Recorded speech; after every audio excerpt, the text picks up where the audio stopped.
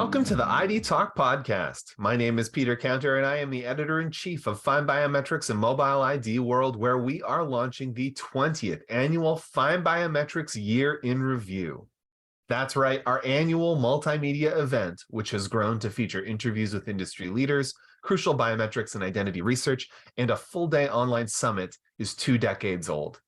And to mark that occasion, FindBiometrics is partnering with Acuity Market Intelligence to level up our research capabilities. This year, instead of looking at how the industry sees itself, we are proactively reaching out to professionals in identity's hottest vertical markets so that we can create forward-looking analysis for biometrics professionals interested in financial services, healthcare, government, travel, and hospitality. On this episode of ID Talk, I sit down with Maxine, Principal Analyst at Acuity Market Intelligence, and we talk about how the FindBiometrics Year in Review has changed. We talk about forward-looking research and analysis that we're producing as customizable reports, and we talk about our initial impressions regarding the current trajectory of our industry. It's always a fun time on the podcast when Max joins us, so here it is. This is my conversation with Maxine, Principal at Acuity Market Intelligence, right here on ID Talk.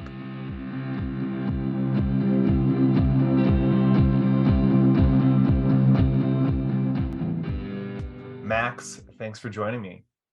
Thanks, Peter. I'm really excited about this project. Me too. Yeah, I say it all the time in these things, especially when we're working together, but it's, my favorite thing has always been working with you, and it's a big anniversary year for FindBiometrics. It's a big anniversary year for me. This is going to be my 10th year at FindBiometrics, which means it's 10 years of working with you, and now we're working even closer. So I know, and I remember the very first FindBiometrics Year in Review. So yeah, it's been a long time, but I think it's a testament to what FindBiometrics has brought to the industry. That 20 years in, you're still doing this, and I think it's really fantastic that we're going to be working together to take this to a whole new level. Thank you. Yeah, the feeling is very mutual in that regard, because we've been working closely for that whole time, and over 20 years, a lot of things have changed. It's the same core problems that we're dealing with, but in completely different contexts. It is when I put it that way, it sounds negative, but no, it's so interesting that that some of the fundamental issues that this industry has been addressing for 20 years, we are still addressing. And I think in some ways we've gotten better at some things, and we've certainly seen tremendous progress. I mean, if you just look at, even given the COVID pause, what's happened in air transportation, where the use of biometrics is now mainstream. And we're even looking at the United States TSA talking about e-gates, which I think is fantastic. And when I started tracking where we were in that space, going back to 2010, looking at just e-passports, the progress has been phenomenal in the last decade. And the fact that these technologies are mainstream, the fact that consumers really want to use biometrics to make their lives easier, I think is incredible. And we see it over and over again. All the research, if you look at what consumers are asking for, yes, they want to use this technology to make their lives convenient. And yes, we still have the privacy issues, and they have come to fore in a way recently that you and I aren't surprised by. But I think yes, it's a challenge for the industry, but I also think it's good for the industry, because we need to get behind the idea that biometrics can be privacy enhancing, and that we have a responsibility to consider this data personal, private, confidential, and very sensitive. So that, to me, those things to me are not bad things. Those are good challenges. I agree. And I think that it says a lot about the maturity of our industry, that we are at the point where we are talking about these things no longer in the abstract. I'm a big fan of saying, yes, biometrics and digital identity, those are in many ways security technologies. That's where a lot of people put them, in in their minds.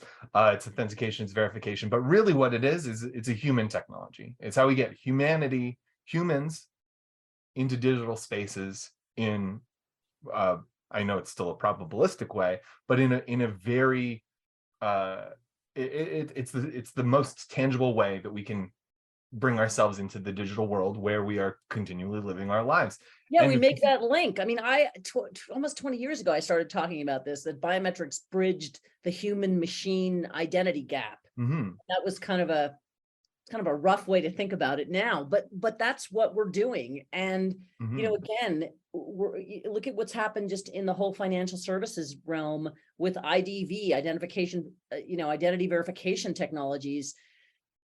In the last few years, the COVID situation gave that whole world a huge boost.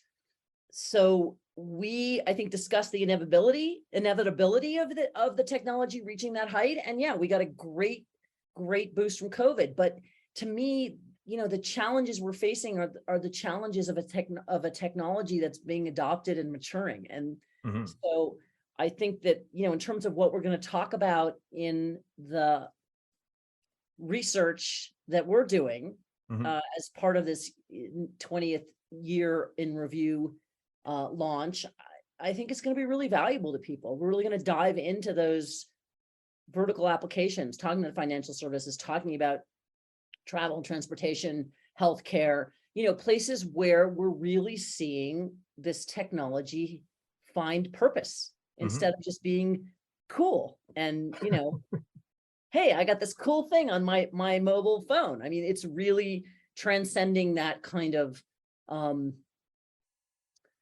initial. It's like a novelty phase. Yeah, it's no exactly. longer a novelty. Exactly. Yeah. It's the difference between, I always like to liken it to the adoption of online shopping. You know, at first, some people were scared to put their credit cards online. Other people were just like, oh, can you believe it? I'm buying a book off of eBay or the small website now we're dating called ourselves, Amazon.com. Right? And then it was a little bit scary. It was new. It was a novelty. Netflix you get things through the mail and people were like, oh, wow, what an online person. And now we don't think about it. Now we have that in our pocket along with biometric devices.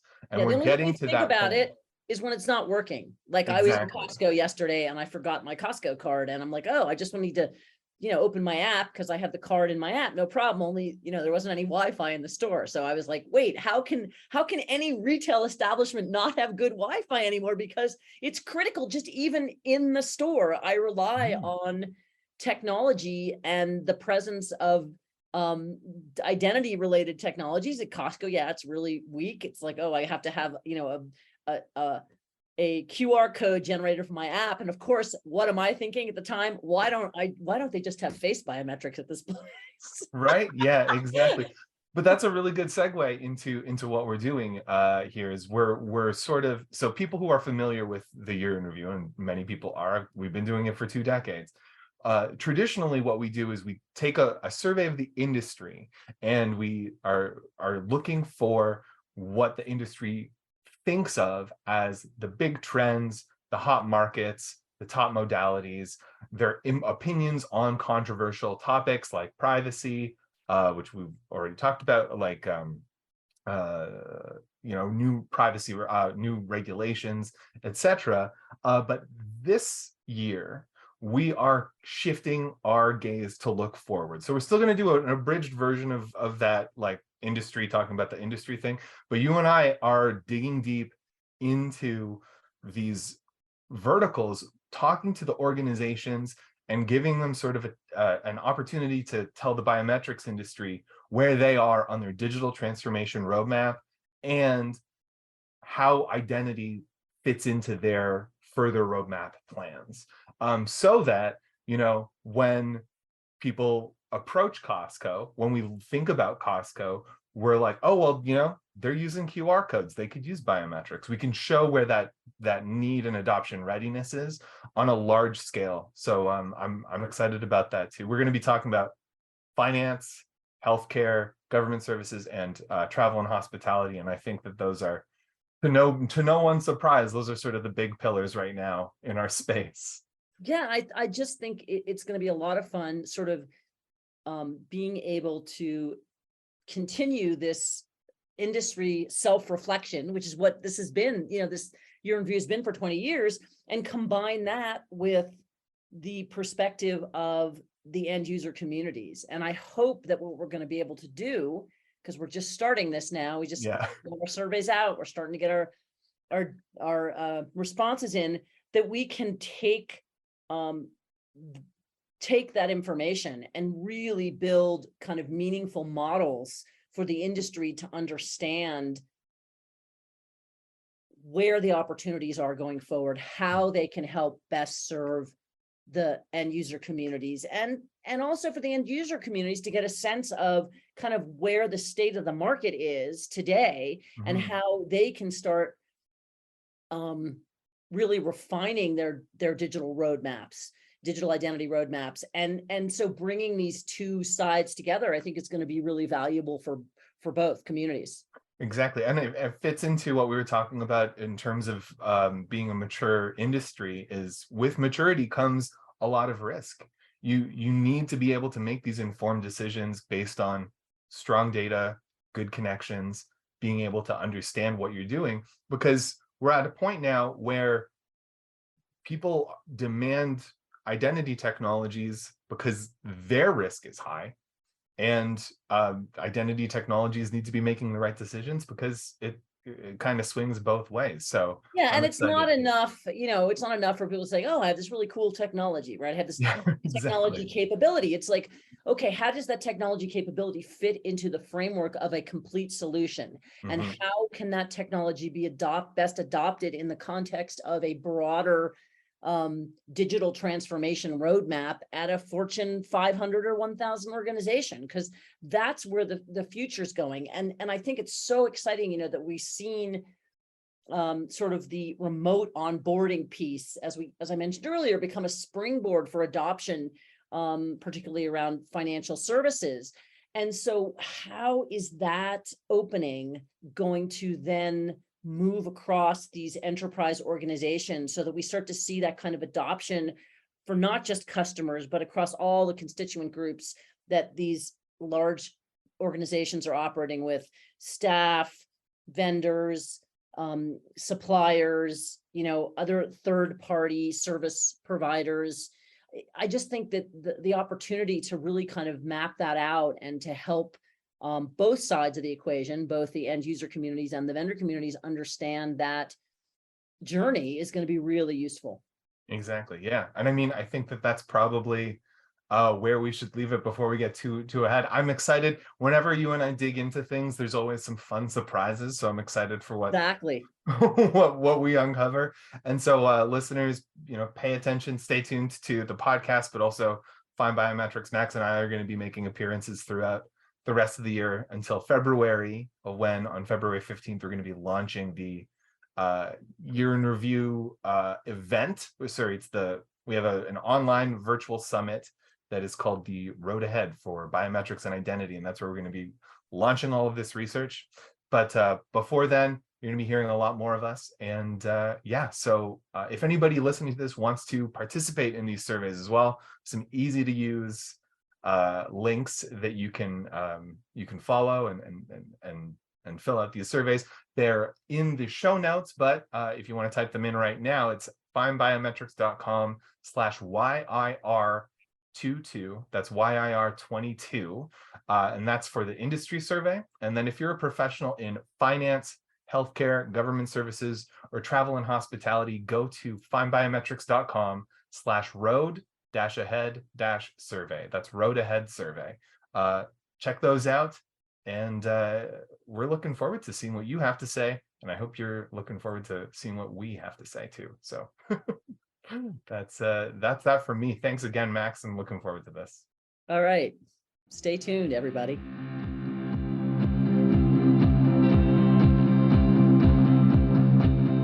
And so concludes my conversation with Maxine Most, principal at Acuity Market Intelligence.